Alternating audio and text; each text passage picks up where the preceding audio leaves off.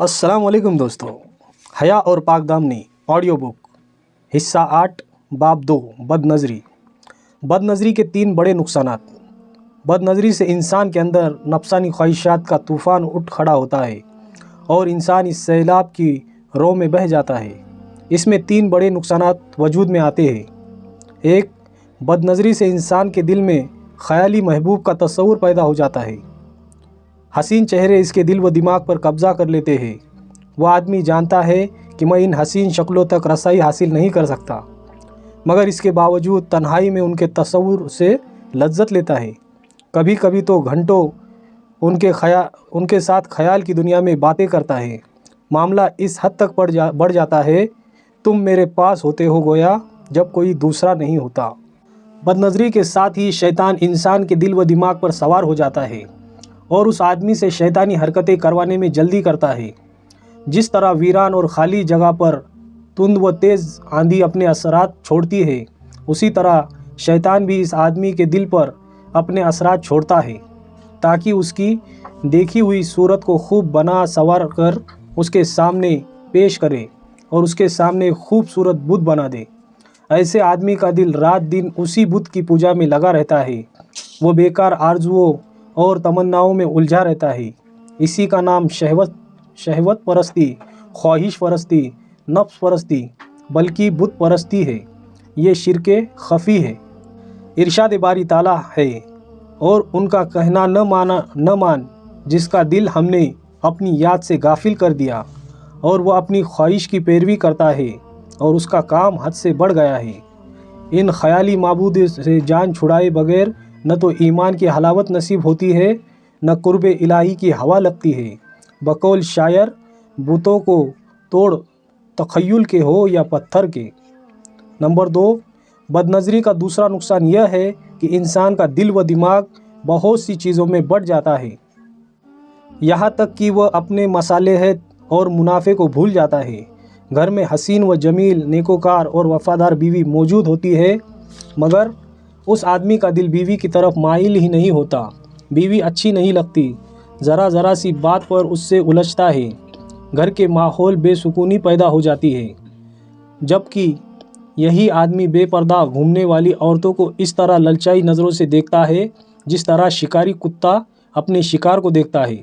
کبھی کبھی تو اس آدمی کا دل کام کاج بھی نہیں لگتا۔ اگر پڑھنے والے ہیں تو پڑھائی کے سوا ہر چیز اچھی لگتی ہے۔ اگر تاجر ہے تو کاروبار سے دل اکتا جاتا ہے۔ کئی گھنٹے سوتا ہے مگر پرسکون نیند سے محروم رہتا ہے۔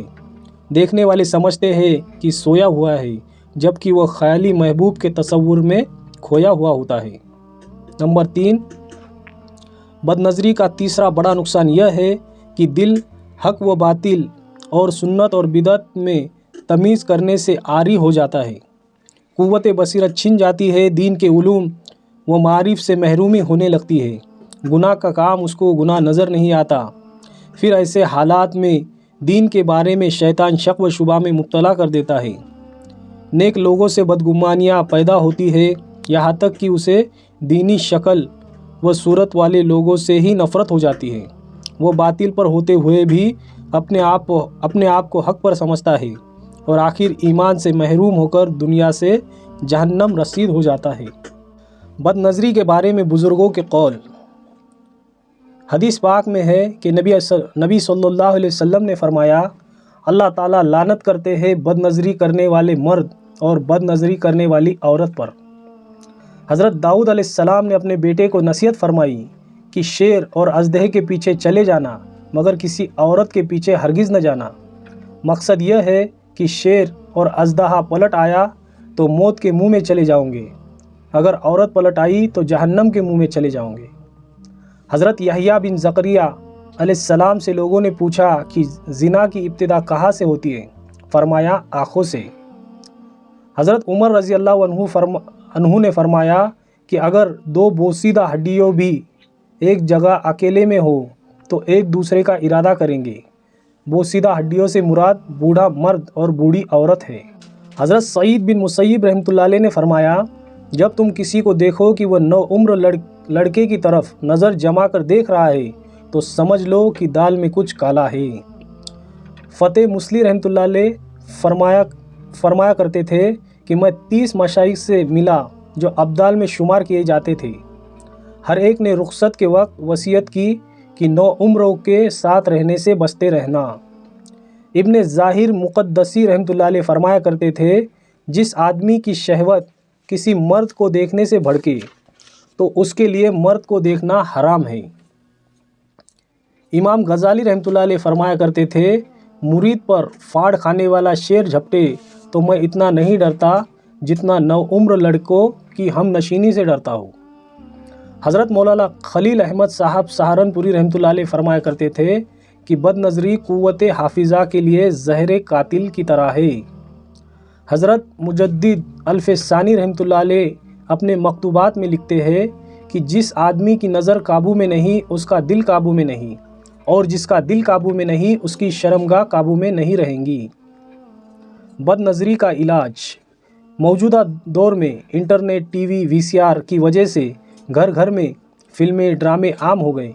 नंगेपन और बेहयाई का सैलाब उमड़ आया है। जवान उम्र औरतें बन ठन कर बेपर्दा गली व बाज़ारों में घूमती फिरती है। इश्तेहारी बाजी के नाम पर सड़कों के चारों तरफ औरतों की अपनी तरफ खींचने वाली तस्वीरें लगी रहती है। अखबारों और रिसालों में पुरकशिश तस्वीरें आम सी बात हो गई है। ऐसी हालत में नौजवान तो क्या, बूढ़ों के लिए भी नज़र की हिफाजत एक मुसीबत बन गई है। कोशिश के बावजूद इससे निजात की सूरत नज़र नहीं आती। जिन लोगों के दिलों में हिदायत का नूर मौजूद है वो इस गुनाह के होने पर अंदर ही अंदर कुढ़ते रहते हैं। मुरीद लोग अपने शेख से बदनज़री का इलाज मालूम करते हैं ताकि इस बीमारी से शिफा नसीब हो। ज़रूरी मालूम होता है कि कुरान व सुन्नत की रोशनी में इस बीमारी से छुटकारा पाने के लिए कुछ तजरिबे शुदा नुस्खे पेश कर दिए जाए ताकि निगाह हराम से हटकर हलाल की तरफ मुतवज्जे हो जाए। शहवत की भड़कती आग के शोले ठंडे हो, पाकीज़गी और पाकदामनी की ज़िंदगी गुजारनी आसान हो जाए। आगे की बातें अगले पार्ट में आएंगी। वीडियो पसंद आए तो वीडियो को लाइक करें और ऐसे वीडियो देखने के लिए हमारे चैनल को सब्सक्राइब करें। जज़ाकल्लाहु खैर।